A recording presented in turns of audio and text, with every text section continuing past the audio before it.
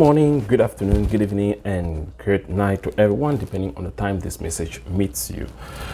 Today I'm going to be talking about immigration in Canada, and we have different facets of immigration in Canada, the different types.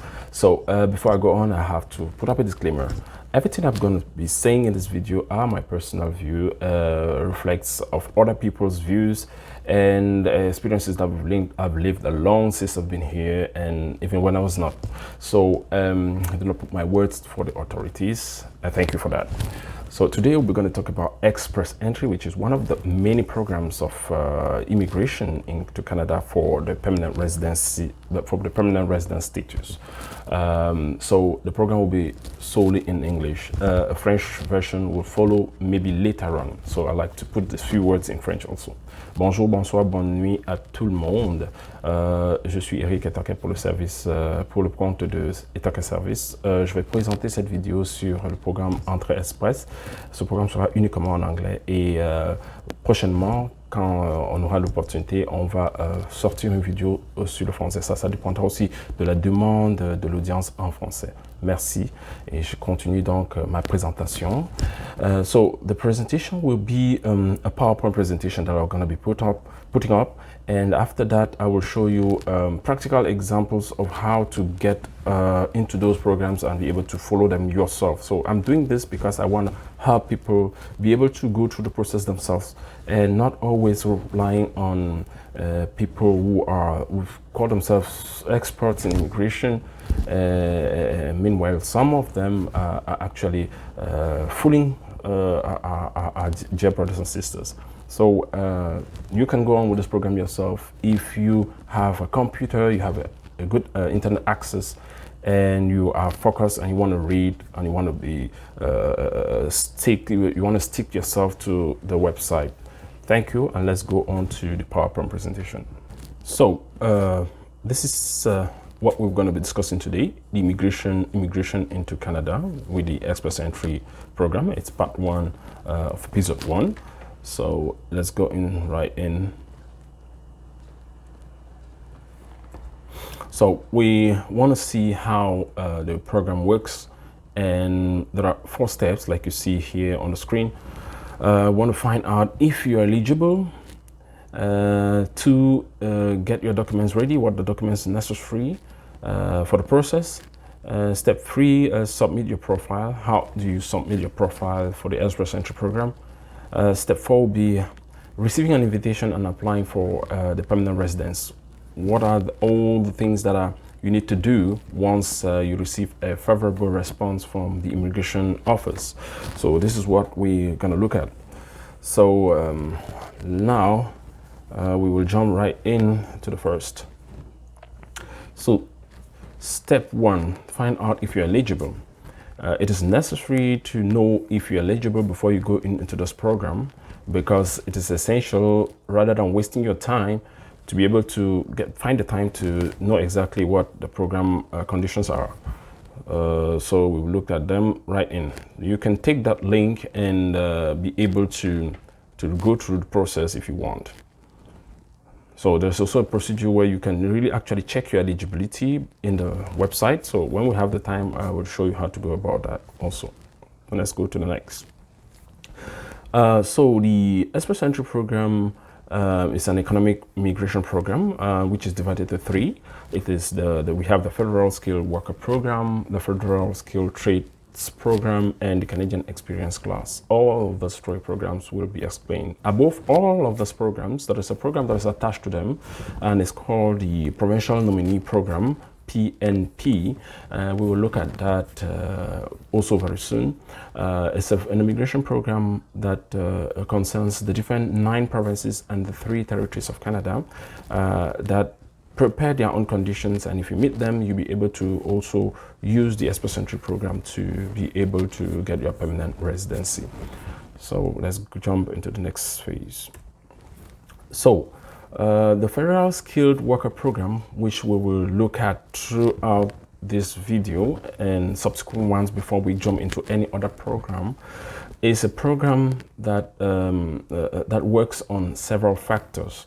So the factors that are necessary to put in place to be able to say you are qualified for the ESPRO, the Federal Skilled Worker Program, are 6 of them. They are all here. You have age is one of the factors, because the federal or the immigration program based on permanent residency is always a program that requires point-based system, which means that it's a study of file program. It's not a lottery like many people think. So we will begin with age. The points are subdivided depending on the different categories. The age maximum is 12 points. So before I even go into that, I'll look at the pass mark. The pass mark, generally, all the points that you see here on your left are total 100. So you need 67 points to be able to have the pass mark that gives you access, eligibility to be appointed or to be chosen for the permanent residency. So that's a benchmark, and that leaves you in the basin and for further selection. So the age, like I was saying, is maximum 12 points, and it's graded. We will show you how it is graded. Education is maximum of 25 points. Work experience is a maximum of 15 points.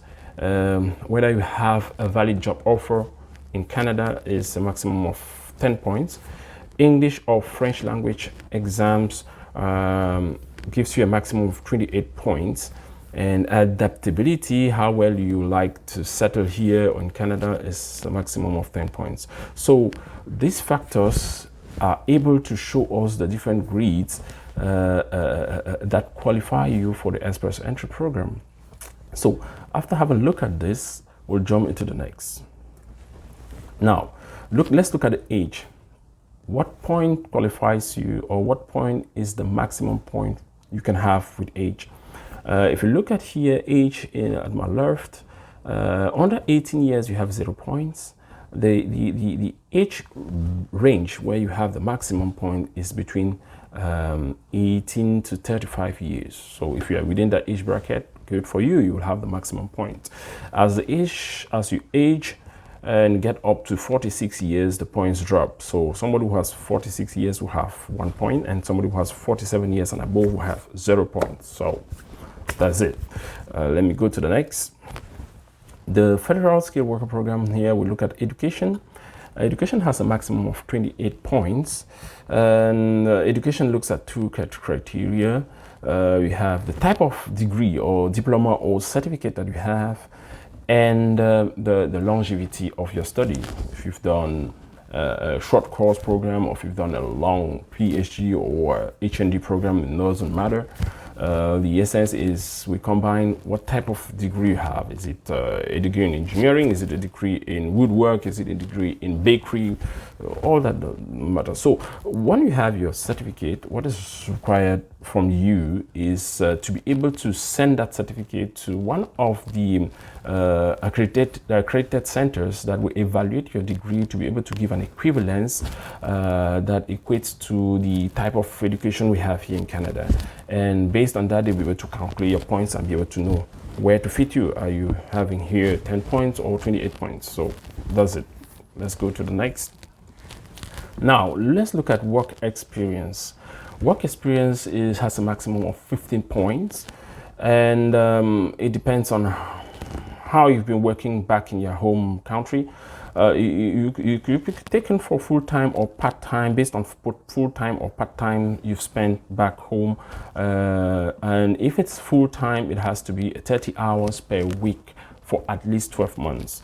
If it's a part-time that you've done as work back in your country, it has to be 50. If it's 15 hours, then it has to be 15 hours per week for 24 months to be considered 1 year. So here is the point based on the year. The experience you have 1 year. When I'm talking about experience, it means the experience in the field of your certificate. Okay, it doesn't mean that you have a degree in, let's say, banking, and you're working in let's say in the food processing industry. They will not count that experience. So 1 year experience in the field of your study will give you 9 points. 2 to 3 years working experience will give you 11 points. 4 to 5 years experience will give you 13 points, and 6 or more will give you the maximum points, 15. So let's go to the next factor.